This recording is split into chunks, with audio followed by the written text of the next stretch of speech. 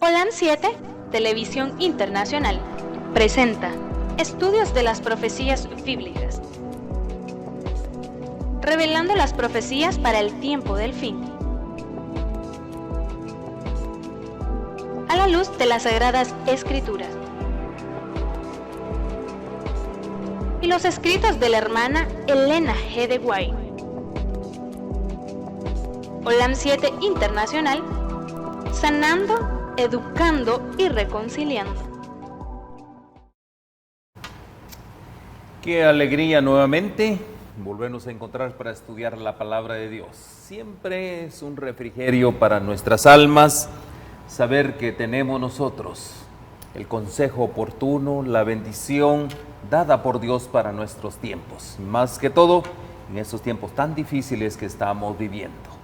Que las ricas bendiciones del Eterno les acompañen. Hoy queremos estudiar aquí en el libro de las profecías del libro de Daniel. Estamos estudiando las abominaciones.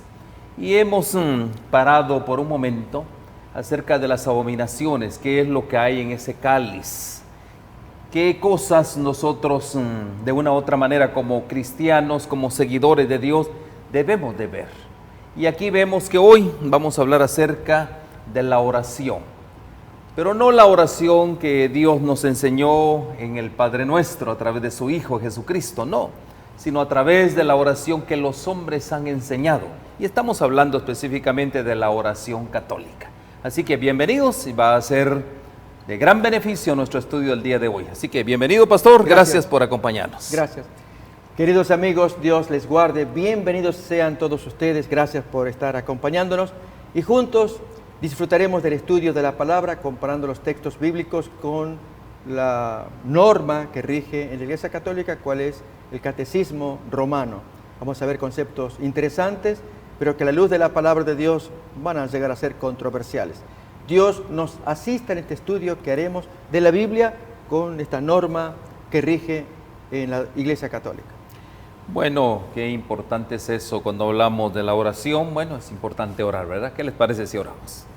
Padre bendito y Dios nuestro, gracias por este momento, por la oportunidad de venir a ti, comunicarnos abiertamente y expresar lo que sienten nuestros corazones, decirte lo tanto que te amamos, la bendición de tenerte a ti en nuestros corazones, asimismo la bendición de compartir tus consejos.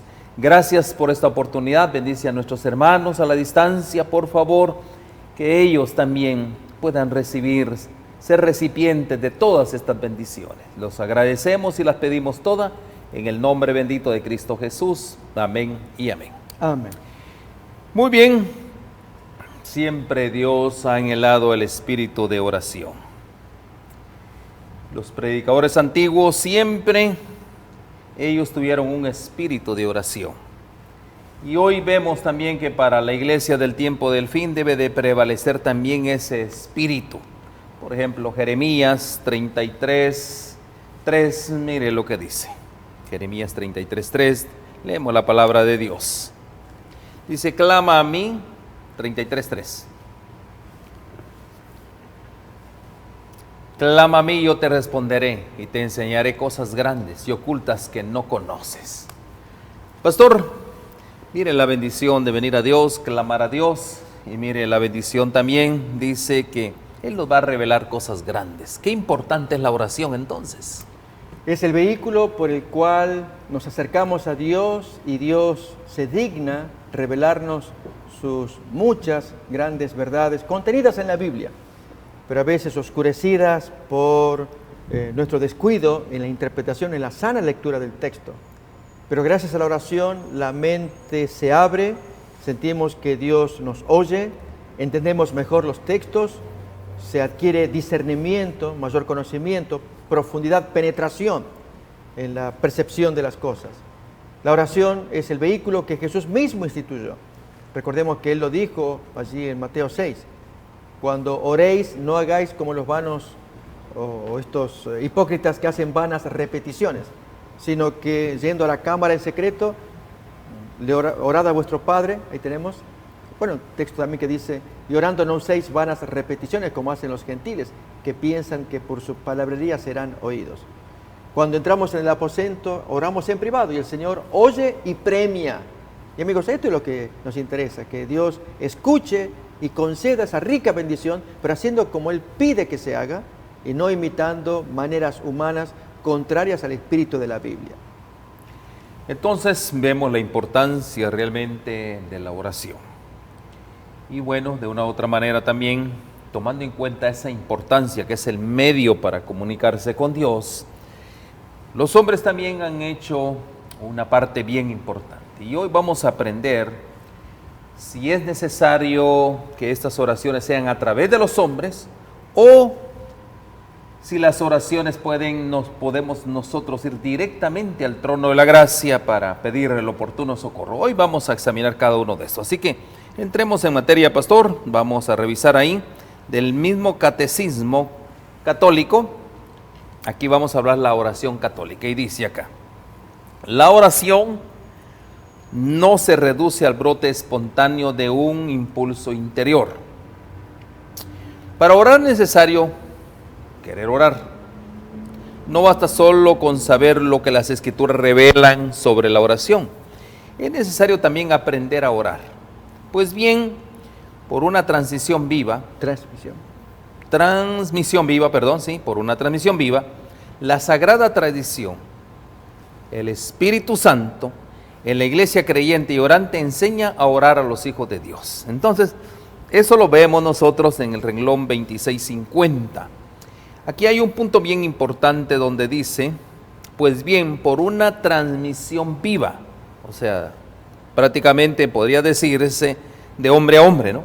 La Sagrada Tradición, el Espíritu Santo, en la iglesia creyente y orante enseña a orar a los hijos de Dios. Bueno, aquí hay un punto bien importante, pastor.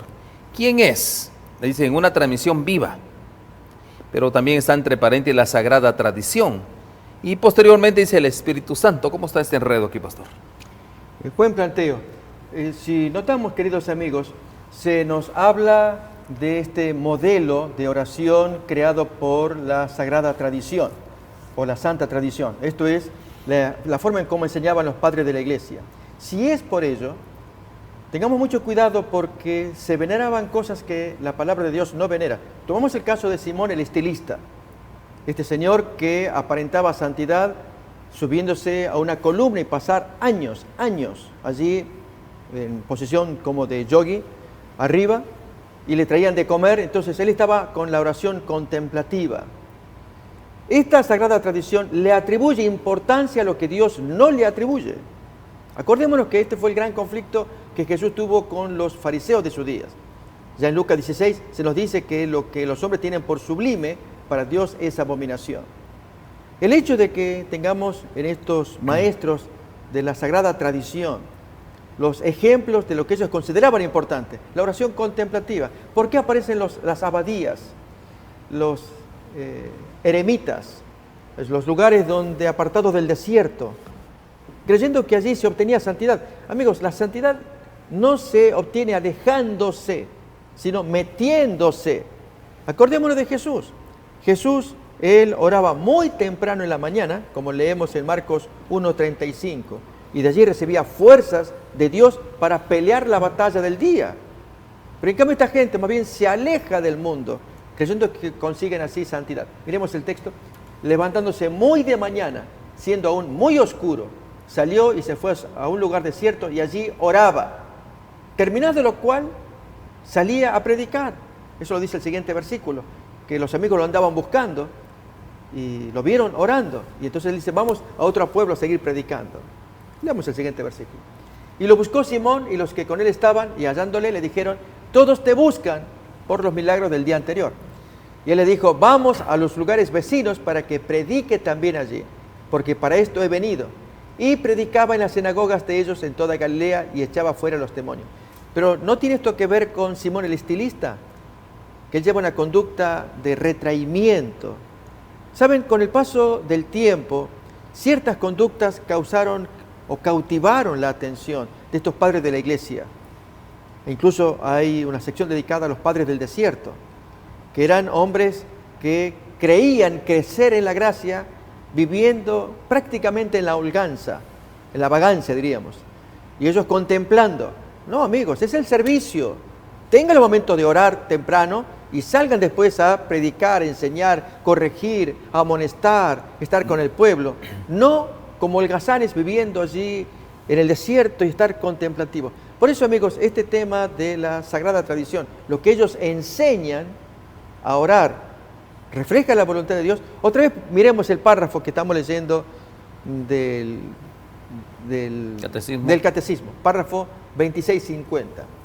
La oración no se reduce al brote espontáneo de un impulso interior. Para orar es necesario querer orar. Está muy bien ahí.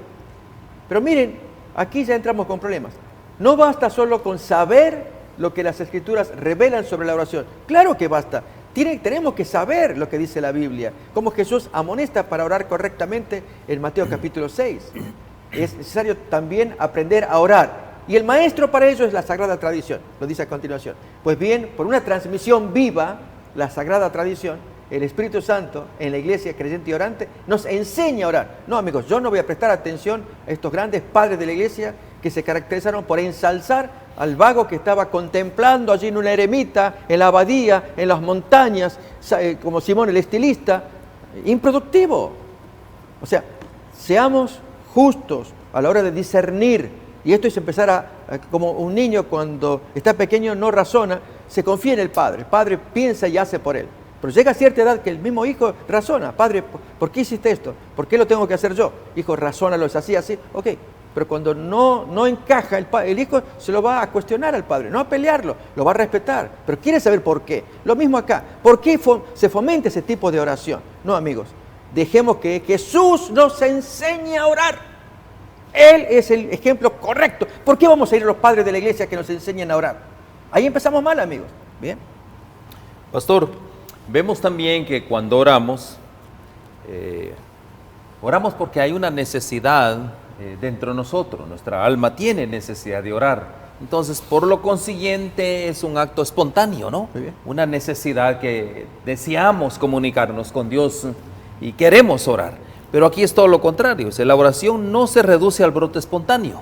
Miren qué cosa más contradictoria, ¿verdad? Del impulso interior. O sea, si yo, y bien dice acá, para orar es necesario querer orar. Y yo le digo a usted, no es necesario querer orar, simplemente es el alma que desea entrar en una comunicación con su Creador. Entonces, no necesariamente es decir, bueno, yo quiero orar. Yo quiero orar porque yo quiero orar. No, es un deseo que nace de lo más íntimo de nosotros. Ahora, punto bien importante, como dice acá, la oración no se reduce a un brote espontáneo de un impulso interior. De acuerdo a la Biblia, la oración puede brotar espontáneamente. La palabra de Dios contiene miles de ejemplos de impulsos espontáneos y Dios escuchó cada uno de ellos. Entonces, por ejemplo, ve aquí hay un ejemplo del Salmo 3:4. Miren lo que dice. Con mi voz clamé a Jehová y Él me respondió. Con mi voz clamé a Jehová y Él me respondió desde su monte santo. Miren, algo espontáneo. Salmo 32, leamos. Dice, Jehová Dios mío, a ti clamé y me sanaste. Había una necesidad. Y uno clama a Dios y dice... Y de una u otra manera, Él responde y Él me sana. También en el Salmo 121, leamos. A Jehová clamé, estando en angustia, y Él me respondió. Es algo espontáneo, no es aquello de venir y decir, bueno, voy a tocar la puerta, yo quiero orar. No es así, es algo que nace de lo más profundo de nuestros corazones. Y lo más lindo de todo esto también es, pastor, que Dios también está atento. Es cierto, amigos, que necesitamos que se nos enseñe a orar. Solamente que, 2 puntos. Uno, se le está coartando al impulso interior. A Dios le agrada que expresemos lo que sentimos con ese impulso interior. Yo quiero orar, siento la necesidad de orar. ¿Por qué lo voy a frenar diciendo, no, tú tienes que aprender a orar? Así que ahí tenemos un punto que tenemos que resaltar. Demos lugar al impulso. Uno tiene ganas de orar, métale, hágalo, diríjase a Dios. El otro aspecto, amigos, cuando se nos va a enseñar, cuidado con las oraciones repetitivas, como el texto que se leyó de Mateo capítulo 6. Ocurre con el Ave María, con el Gloria. Aún el Padre Nuestro, que Jesús lo enseñó, llega a ser un modelo para que conozcamos qué es lo que tiene la oración, las partes que contiene. Pero no vamos a repetir como loritos, al punto que a veces ni sabemos lo que estamos diciendo y queremos con ello agradarle a Dios.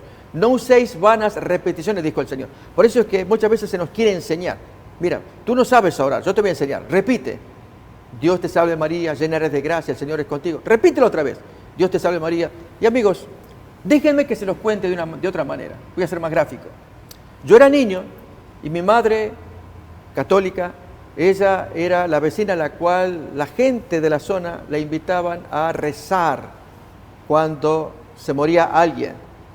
Y en cierta ocasión nocturna, mi madre me despierta, yo era el hijo mayor, hijo, acompáñame, me piden que haga oraciones allí, católicas, frente al muerto. Y mi madre estaba cansada, era enfermera, trabajaba, pero fue a la tarea. Y comenzó a orar.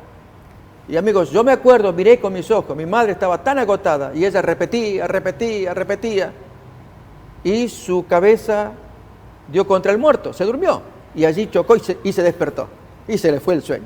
Amigos, eso es el efecto de repetir, y me van a enseñar a repetir, cuando Jesús dice, no usen vanas repeticiones. Amigos, leamos la definición del catecismo.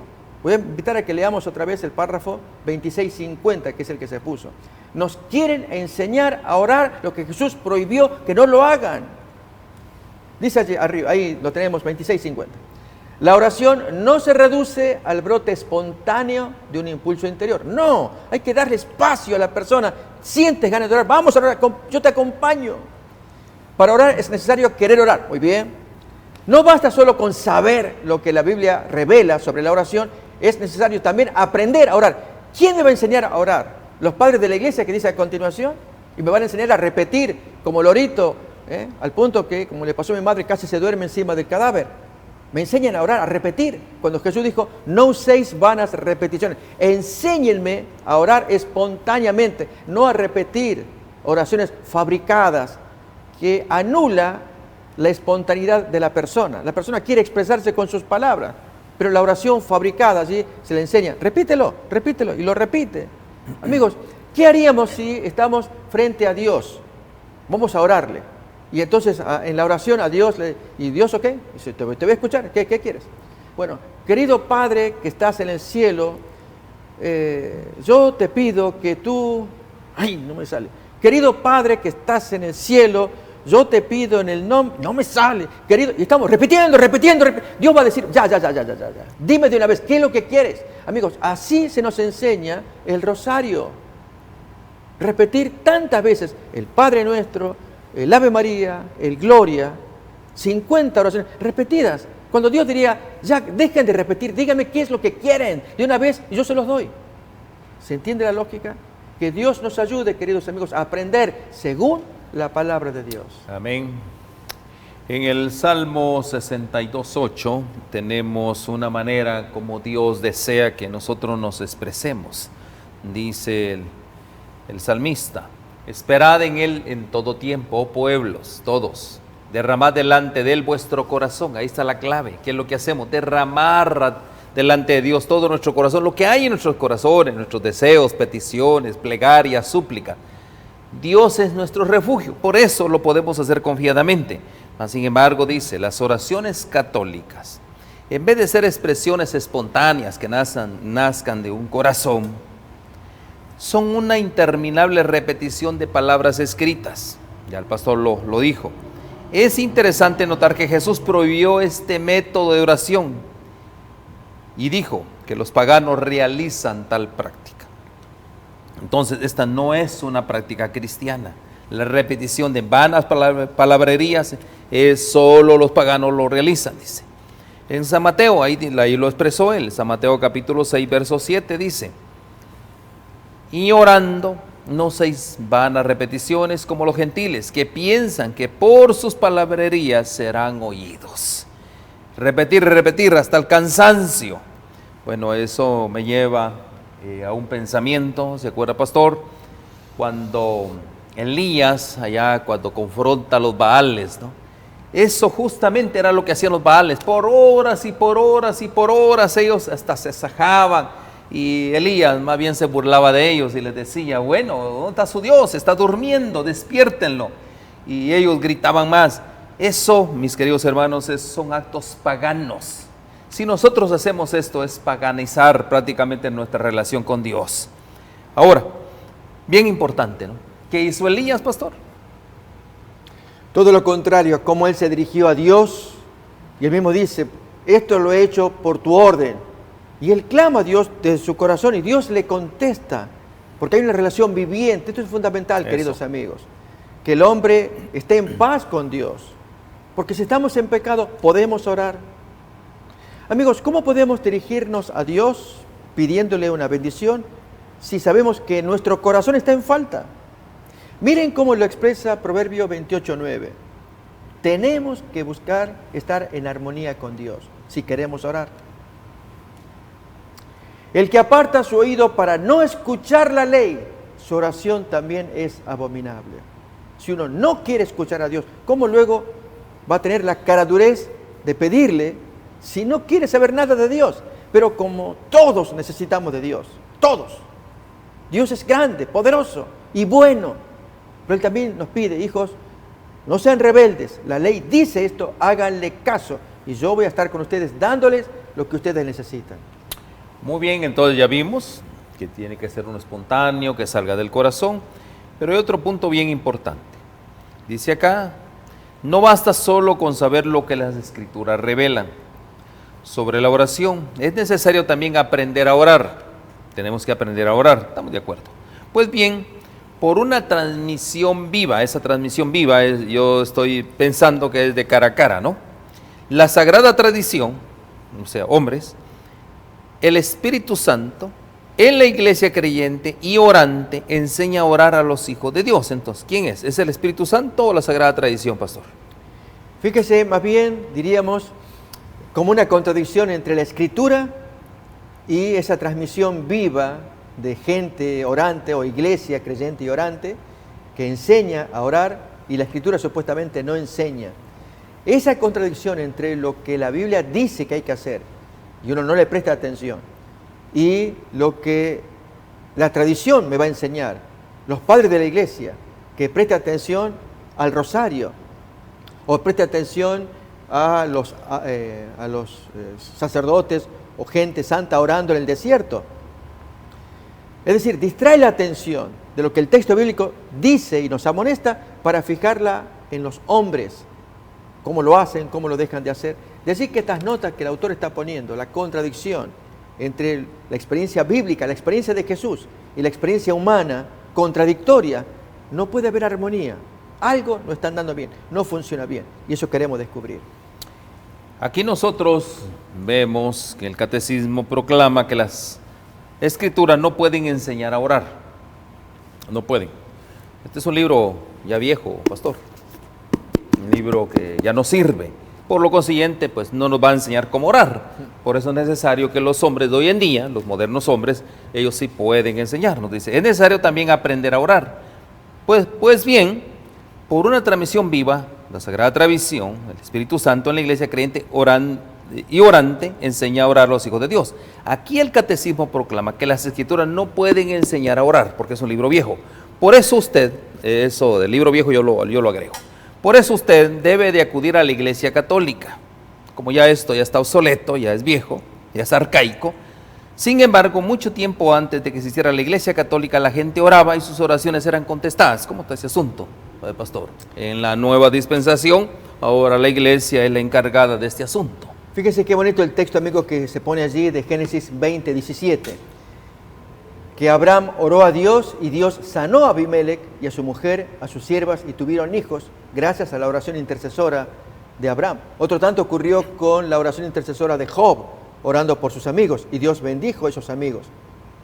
Es decir, la oración viviente de estos grandes hombres que oran, Dios les oye y bendice a la gente por la cual el viviente está orando por ellos. Es tan distinto de la experiencia mecánica que la tradición enseña a orar con oraciones fijas como es el rosario.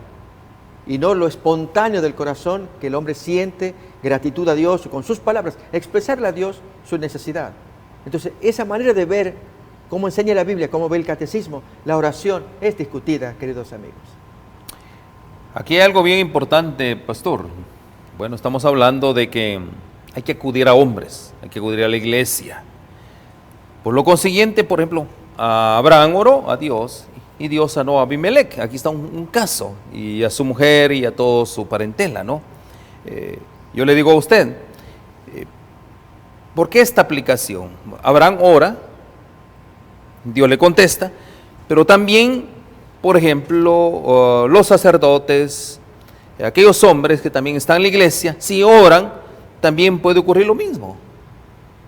Lógicamente, amigos, en la tradición israelita, Dios había enseñado los servicios a los sacerdotes, que debían hacerlo y especialmente guiarse adecuadamente, respetando todo lo que Dios enseña, para que se mire el ejemplo que Jesús llevaría en el cielo. Por lo tanto, estos sacerdotes de la tierra, en sus oraciones, en sus servicios, estaba todo digitado, todo enseñado, para que el hombre no innovara, no hiciera algo distinto de lo que Dios estableció. Pero respecto de la conversación personal, la espontaneidad que uno quiere tener para comunicarse con Dios es inobjetable. Dios quiere que el hombre se abra, que cuente, que diga lo que siente, como lo hace un padre con su hijo. Si el hijo se presenta ante el padre y le repite como con un papel el pedido que le va a hacer: querido Padre que estás en el cielo, y repite. Ya contamos el ejemplo. El mismo padre le diría: hijo, ya deja ese papel, dime qué es lo que quieres. Así aprendemos a orar a Dios como Dios quiere que se haga, con el corazón, trayendo delante de Dios nuestras peticiones, y Dios, amoroso y compasivo, las oye y contesta. Amén. Entonces podemos ver nosotros también podemos hacer una parte. Por ejemplo, yo puedo orar por el pastor, eso lo puedo hacer yo también, ¿verdad que sí? Y bueno, y mi oración, dice la oración de los santos, de los justos, dice, puede mucho, es eficaz y puede sanar hasta enfermo. Eso lo podemos hacer. Pero en este caso, acudir a un magisterio es el asunto, pastor, ¿ya? Porque hay una institución de por medio, una institución intermediaria. Además de eso, se hace absolutamente necesaria esa intermediación. Si no está la iglesia orando, supuestamente la oración es inválida, y eso Dios no lo autoriza. No podemos asumir que la salvación reposa en manos del sacerdote. Amigos, cuando pasamos en ese punto, en lugar de que el sacerdote invite al feligrés, ora a Dios, hazlo con tus palabras. Más bien, lo que se enseña es que la iglesia es la intermediaria, que necesariamente debe estar allí entre el creyente y Dios. Si no está la iglesia católica, el creyente está perdido como un hijo que no encuentra a su madre. Cuando se enseñan esos conceptos, amigos, se nos vuelven dependientes. Y como padres, ¿qué no quisiéramos que nuestros hijos ya se tornen independientes? Que se muevan por sí mismos, que se valgan a sí mismos. Pero aquí en la Iglesia Católica no se busca eso, sino que siga adherido todo el tiempo que pueda y aún hasta el día de su muerte. Pastor, yo tengo un ejemplo. Yo recuerdo de un pariente que estaba ya agonizando, ya en las últimas, y no moría el pariente, ¿no? Y de pronto alguien dijo, llamen al Padre. Él necesita orar. Realmente él necesita pedir perdón, necesita, bueno, expresar lo que su alma sentía en la agonía de la muerte, ¿no? Y rápidamente fueron a traer al Padre, ¿no? Cuando de una u otra manera yo podría haber dicho, pues, arrodíllese, si es que se podía, o clamar y decirle en el nombre del Señor Jesús. Pero era necesario la intervención del Padre, en ese caso del sacerdote. Y bueno, vino el sacerdote y bueno, ustedes saben lo que ellos hacen, ese ungimiento por los muertos y todo ese asunto, y oró. Obviamente también hizo una confesión, el hombre hizo una confesión y todo el asunto, y bueno, podría decirse que murió en paz. Ahora, la pregunta es, pastor, aquí en este asunto, ¿es necesario todo esto? No, en absoluto. Al leer Mateo capítulo 6, que nos enseña cómo orar, no aparece que haya alguien que intermedie entre nosotros y Dios. Bueno, yo voy a invitar a que abramos el texto, amigos. Se encuentra en San Mateo capítulo 6. Vamos a leer, a ver si aparece algo de mediación humana. Mateo capítulo 6, desde el versículo, un poquito antes, versículo 5. Cuando ores, no seas como los hipócritas, porque ellos aman el orar en pie en las sinagogas y en las esquinas de las calles para ser vistos de los hombres. De cierto digo que ya tienen su recompensa, que de Dios no reciben nada. Pero tú cuando ores, entra en tu aposento. Noten, aquí no hay intercesión, no hay una intermediación, no hay una persona, no, es el individuo solo. Entra a tu aposento y cerrada la puerta, ora a tu Padre que está en secreto. ¿Acaso Jesús dice, traigan un sacerdote para que él ore? No, ora tú. Y tu Padre que ve en lo secreto te va a recompensar. Entonces, si creemos en estas palabras de Jesús, en cómo Él enseña a orar, mantengámonos, seamos fieles, firmes y agradamos a Dios. Cambiamos el método, hacemos lo que creemos que es mejor, Dios lo toma con desagrado. Podemos hacer un repaso aquí a una oración que pareciera una oración negativa en Segunda de Reyes, capítulo 6, verso 18. Aquí hay alguien, en este caso Eliseo, está haciendo una petición al Señor. Y luego que los sirios descendieron a él, oró Eliseo a Jehová y dijo, miren qué tipo de oración, pastor, te ruego que hieras con ceguera a esta gente. Y los hirió con ceguera, conforme a la petición de Eliseo. Una oración muy espontánea, una oración, podría decirse, yo no sé, el celo aquí de Eliseo por las cosas de Dios, y Dios le concede. Lógicamente, al ser profeta, representa la voluntad de Dios. Y Eliseo, pues, en todo lo que hablaba, hacía, influido por el Espíritu Santo, hacía cosas para que el hombre reflexione. Al punto, amigos, que el texto bíblico nos cuenta que, muerto Eliseo, se lo tiró en una fosa. Y luego una banda de criminales ajustician a alguien, lo matan, y tiran el cadáver en la fosa en la que había estado Eliseo. Y el texto nos dice que un cadáver toca al otro y se volvió con vida. ¿Cómo es posible que los huesos de Eliseo ya muerto generen vida a este reciente cadáver que es traído por los merodeadores y lo arrojan? Y esto, ¿cuál fue el propósito? Enseñarle, ahí tenemos el texto, a toda la población que Dios existe y vive a través de las prédicas de este santo hombre de Dios como es Eliseo. Y aconteció que al sepultar unos a un hombre, súbitamente vieron una banda armada y arrojaron el cadáver en el sepulcro de Eliseo. Y cuando llegó a tocar el muerto los huesos de Eliseo, revivió y se levantó sobre sus pies. ¿Por qué Dios permite esto? Es para que todos vean que Eliseo, aún muerto, sigue hablando. Su mensaje, su vida, sus obras siguen siendo autoritativas. La gente lo olvida, ya murió, ya no molesta tanto. No, todo lo que él enseñó sigue siendo válido. Y al punto que arrojan el cadáver y el poder de Eliseo. Amigos, el muerto no tiene poder. Es que Dios el que actúa por medio del cadáver de Eliseo para dar poder a este muerto y que resucite y viva y tenga una oportunidad más. Estas personas espontáneamente clamaron a Dios sin la ayuda de la Iglesia Católica. Dios ofrece esta invitación a sus hijos. ¿Cuál es la invitación? Salmo 50:15, que es lo único que necesita Dios. Invócame en el día de la angustia, te libraré y tú honrarás. Tú me honrarás, dice el Señor. Qué importante es esto. La palabra es invocar nada más. Invocamos el nombre de Dios, 2 o 3 en mi nombre, dice la palabra de Dios, yo ahí estaré. Filipenses capítulo 4, versos 6 y 7, leamos. Por nada estéis afanosos, si no sean conocidas vuestras peticiones, delante de Dios en toda oración y ruego, en acción de gracias.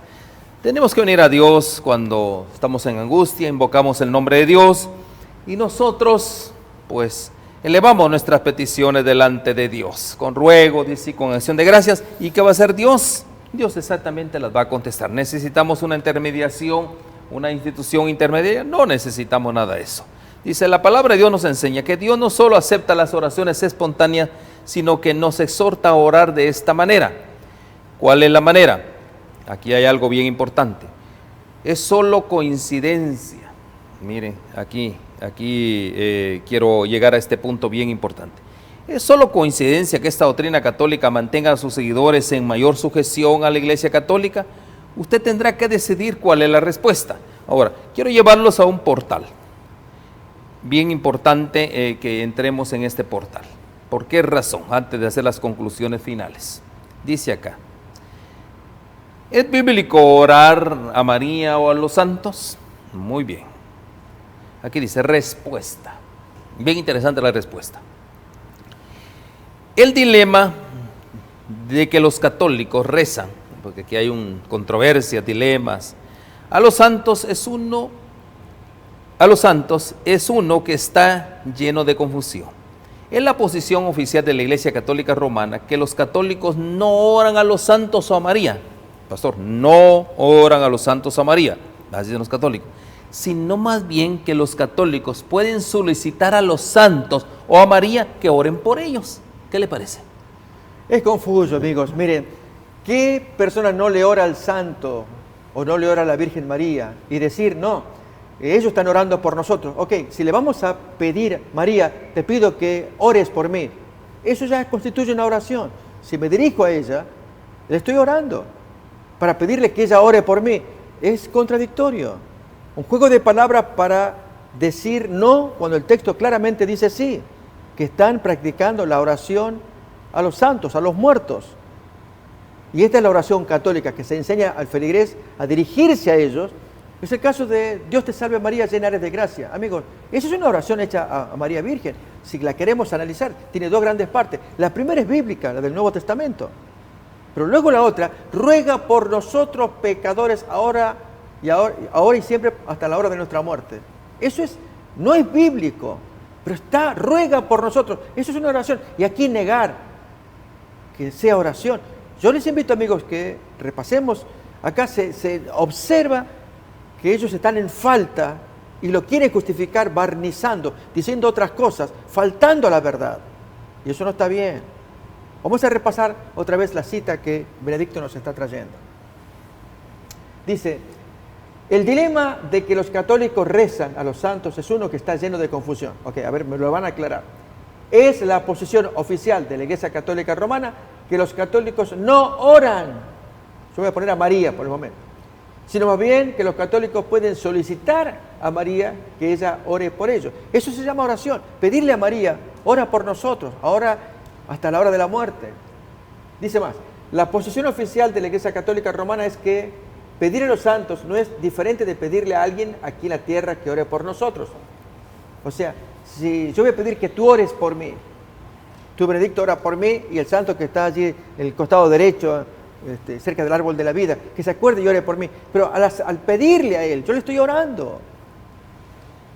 Sin embargo, la práctica de muchos católicos romanos oficiales se aparta de la doctrina católica.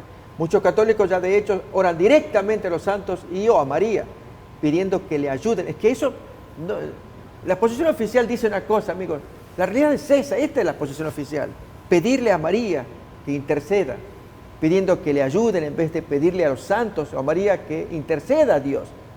Noten, ¿quién se acuerda de pedirle a María? María, pídele a Jesús, por favor, pídele. No, María, te pido por favor.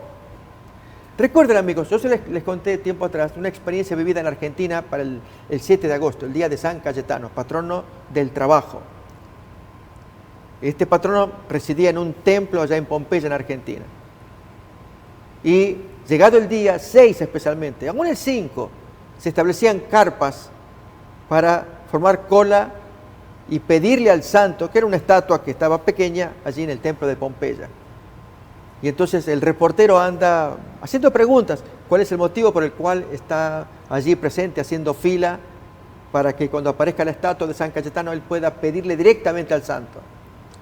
Y varios decían, yo le agradezco al santo, yo estoy acá, soy devoto del santo. Y uno dijo, no me hablen de Dios, no quiero escuchar nada de él, porque le pedí tantas veces y nunca me da. Pero le pido a San Cayetano que le pido trabajo, paz, pan, y me lo da. Por eso vengo a darle gracias al santo. Amigos, eso es el vulgo, es el común de la gente. Y que nos digan acá que no es la posición oficial, creo que estamos jugando a dos puntas. ¿Saben? Ese es un problema de la Iglesia Católica. Cuando se dicen que ellos van a respetar las normas morales. Por ejemplo, la no pedofilia. Una cosa frecuente que se da en hombres solteros, allí mezclándose con niños sexualmente. Y la posición oficial es, no, aquí no autorizamos la pedofilia. Pero hay hombres que están en eso. Entonces, nos movemos a dos puntas, amigos. Tal Jesús ya lo había dicho en San Mateo capítulo 23, versículo 2. Ellos dicen y no hacen.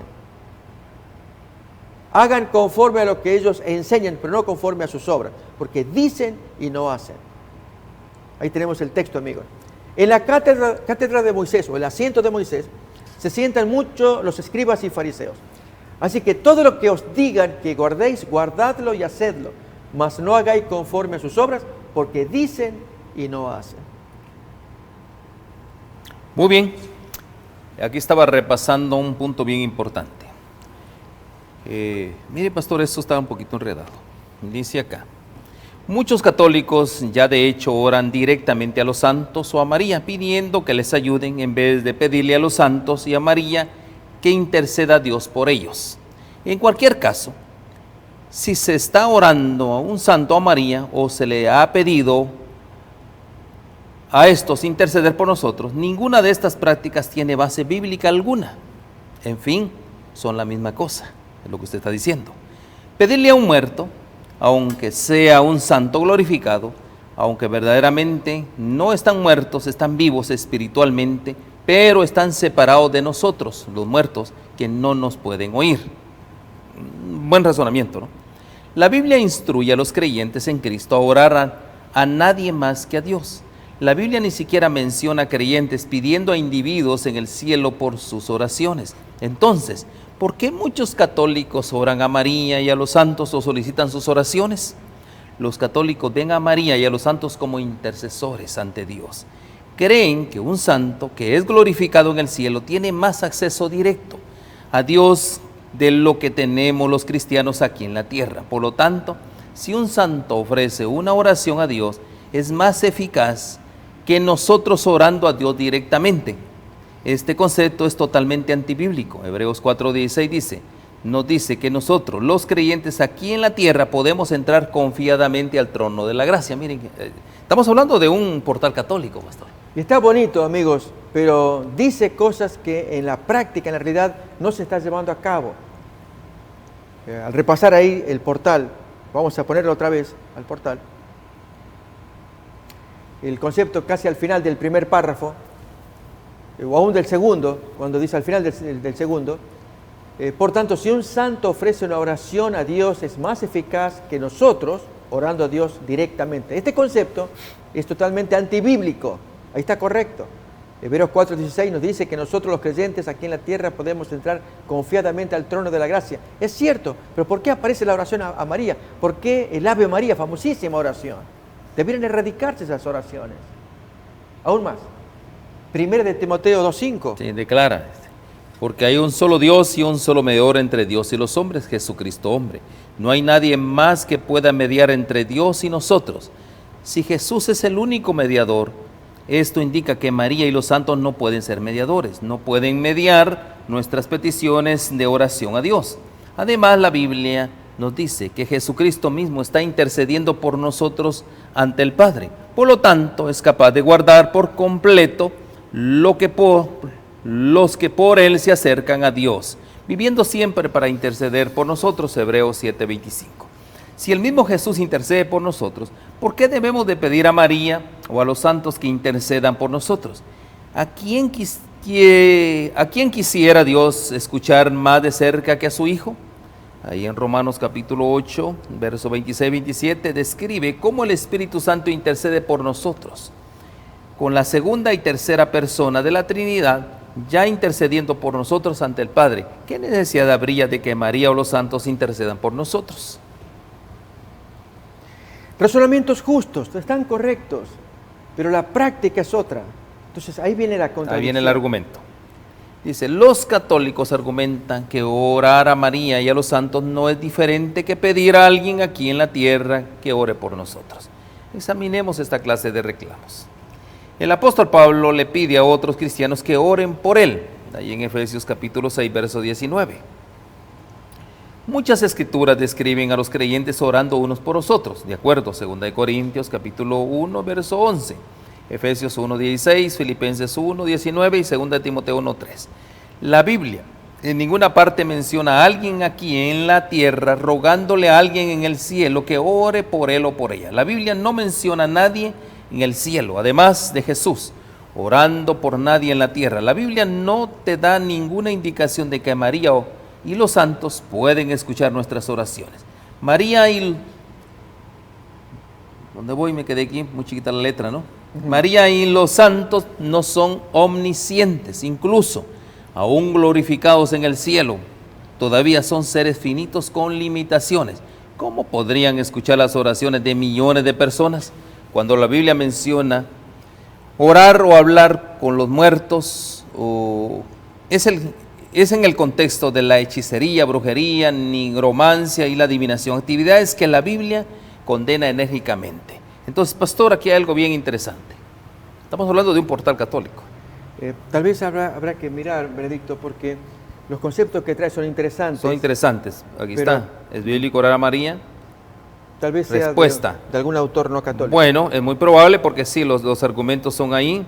Y Dios dice al final, Dios no contesta las oraciones basado en quién hace la oración. Dios responde las oraciones en función de si se le pide de acuerdo a su voluntad. Eso es el punto. Pastor, aquí hay algo bien interesante. Si yo oro a Dios y está conforme a su voluntad, Él me va a conceder.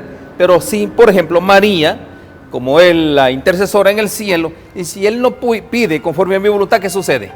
Lógicamente, cuando pedimos, y la más de las veces somos egoístas al pedir las cosas, Dios nos las puede conceder. Por eso necesitamos aprender a orar como la Biblia nos enseña. El Padre Nuestro es un modelo. Pero cuando oramos a seres humanos y que no están contemplados en la Biblia, por ejemplo, vamos a orar a un santo o a pedirle a un santo patrono del comercio, patrono del trabajo, patrono de los enfermos, etc. Y el pedido que hacemos, amigos, es naturalmente egoísta, es nuestra forma de dirigirnos a Dios. En cambio, Jesús nos enseña cómo dirigirnos al Padre. ¿Saben? Dirigirnos al hombre, orar al hombre, no es correcto. En la tierra, el autor bien lo dice, no le podemos orar a nadie para pedir que haga algo en nuestro favor. A lo sumo de él podemos recibir orientación. Mira, para que lo hagas mejor, te sugiero que leas San Juan capítulo 14, versículo tanto. Entonces, ahí sí valió la pena la comunicación y que me oriente, que me enseñe. Pero por el contrario, yo pedirle a él, ¿qué le voy a pedir? Más bien son mis mezquindades personales las que están en juego a la hora de pedir. El autor, evidentemente, es cristiano. Es cristiano, que critica la forma en cómo se mueve en la Iglesia Católica. Pero, amigos, es porque es común en la Iglesia Católica, en base al catecismo. El catecismo así lo expresa. Esto ha sido por siglos efecto de la tradición de los padres de la Iglesia, que enseñaban a actuar de esa manera. ¿Por qué no se vuelcan a la Biblia? Mirar a Jesús como les enseñó. Bien, el propósito de este estilo católico era despistar a la gente de Dios, que en lugar de depender de Dios dependan del hombre, dependan del cura, dependan del obispo, finalmente del papa. Al depender de él, entonces él es el Señor de la vida de todos. Amigos, esto no es justo. Dios no quiere que nadie dependa del hombre, dependamos de Dios. A Él orémosle, entreguémonos, pidámosle y Él cumplirá su parte de su promesa, de darnos lo que estamos pidiéndole en oración. Muy bien, entonces aquí yo puedo hacer una conclusión. ¿Por qué muchos fallan en el propósito de la oración? Leamos. A menudo muchos han errado del propósito y la esencia de la oración. Fijémonos bien en estos detalles. La oración no es un tiempo cuando venimos para recibir algo de Dios. Ahí está la diferencia, pastor. ¿Ya? La oración es un encuentro con un Dios santo. Y ese encuentro solo es entre usted, criatura, y Dios, el Creador. Nada más. No puede haber nadie ahí en medio de todo esto, excepto el Señor Jesús. Porque también, pues Él es parte de la creación, ¿no? Él es parte del quien te formó y te crió. Entonces dice acá, nuevamente repito, a menudo muchos han errado del propósito, la esencia de la oración. La oración no es un tiempo cuando venimos a recibir algo de Dios. Cuando oramos, pues no venimos a eso. La oración es un encuentro con un Dios santo. Es entrar en su presencia, es entrar en una comunión y una relación con Él. Es el medio por el cual lo venimos a conocer. Miren, Un extraño no va a conocer a Dios por ti, no lo va a hacer prácticamente. Miren qué cosa más importante. Por lo tanto, queda descartado todo esto, dice acá. De este conocimiento íntimo y personal de Dios brota la victoria del Señor Jesús a través de nosotros y hacia el mundo que nos rodea, de ese crecimiento íntimo, de ese conocimiento que tenemos nosotros. Cada nueva generación necesita hombres y mujeres que oren. El recurso más poderoso de la iglesia es una vida transformada. Un intermediario, una intermediación no lo va a hacer. No son los edificios hermosos, dice, los que atraen al mundo hacia Cristo, pero son los hombres y las mujeres que llevan en su interior la marca de Dios. Un tercero no lo puede hacer. La oración es el instrumento ardiente de Dios que marca a los hombres. Pastor, miren qué importante es esto, ¿ya? No vamos a impactar al mundo hasta que hayamos sido marcados por el Maestro. La marca de Dios en nuestro hombre interior nos dará la victoria en nuestras iglesias, comunidades y naciones. Es el hombre renovado, es el hombre interior. Un tercero no lo puede hacer. Qué bonita descripción, amigos, de lo que produce la oración. Él habla de marca. Efectivamente, la persona queda sellada por el Espíritu Santo. Acordémonos que el Señor va a dar su sello en la frente, indicando propiedad. Así como el dueño del ganado pone su herradura, allí su hierro candente, en el cuerpo del animal. Y al ver la marca, el animalito pasa, eso significa que es propiedad del dueño. Así el Señor pone su marca, su sello en la frente. Esto es mío. Amigos, para que lleguemos a una situación tal, tiene que haber una comunión, una entrega, una conversación diaria en que el hombre se conecta con Dios permanentemente para que Dios pueda decirle a sus ángeles, pónganle una marca de posesión, tal como, insisto, el ganadero yerra a sus animales. Al caballo que le pone su marca y el animalito pues sufre el calor, pero ya se indica quién es el dueño.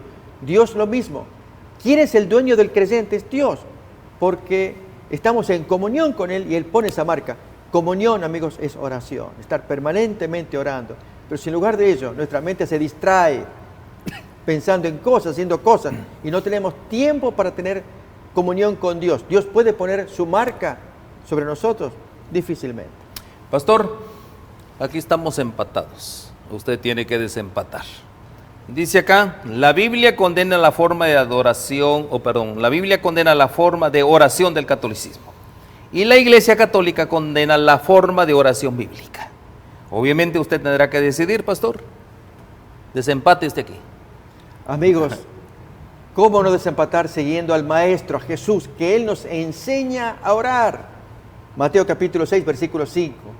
Cuando oréis, no hagáis como los hipócritas, que gustan ser vistos por la gente. Allí oran de pie, con manifestación, y la gente los mira. No. Ustedes cuando oren, háganlo en secreto, en privado. Ahí tenemos el texto. Amigos, aprendamos a orar. Así en forma espontánea, libre, quieta, en que el alma se libera, le cuenta a Dios en privado. Nadie tiene que saber. Esa intimidad que tenemos con Dios, con la cual empezamos el día, lo mantenemos durante el día, llegamos a la noche, lo cerramos también. Permanentemente la mente humana conversando con Dios. ¿Alguien puede interferir en la mente? ¿Quitarnos los pensamientos? No. Esa es la oración que Jesús nos enseña y que da cuenta la Biblia que es la forma correcta de orar. Otras maneras, amigos, son extrañas. Pastor, terminemos con el Salmo 22:5. Aquí la palabra de Dios nos enseña que nuestras vidas tienen que ser un constante clamor. Salmo 22:5 dice la palabra de Dios: clamaron a ti y fueron librados, confiaron en ti y no fueron avergonzados. Mis queridos hermanos, para no ser avergonzado en aquel día de ajuste de cuentas, ¿qué es lo que tenemos que hacer? Usted tiene que decidir. Recuerde que hay un día de cuentas. Esto es parte de las abominaciones que un organismo quiere pasarse, estar por encima de Dios. Por lo consiguiente, nuestra vida tiene que estar sujeta a la palabra de Dios, a lo que dice la palabra de Dios, no a lo que dice la tradición ni a los hombres. Ese poder quiere estar por encima de Dios, sí, por supuesto, pero eso depende si usted le da lugar a ese poder. Por lo consiguiente, como dijo el gran general Josué, mi casa y yo serviremos al Señor. Amén. Que el Señor les bendiga. Amén. Holan 7 Televisión Internacional presentó Estudios de las Profecías Bíblicas, revelando las profecías para el tiempo del fin, a la luz de las Sagradas Escrituras y los escritos de la hermana Elena G. de White. Olam 7 Internacional, sanando, educando y reconciliando.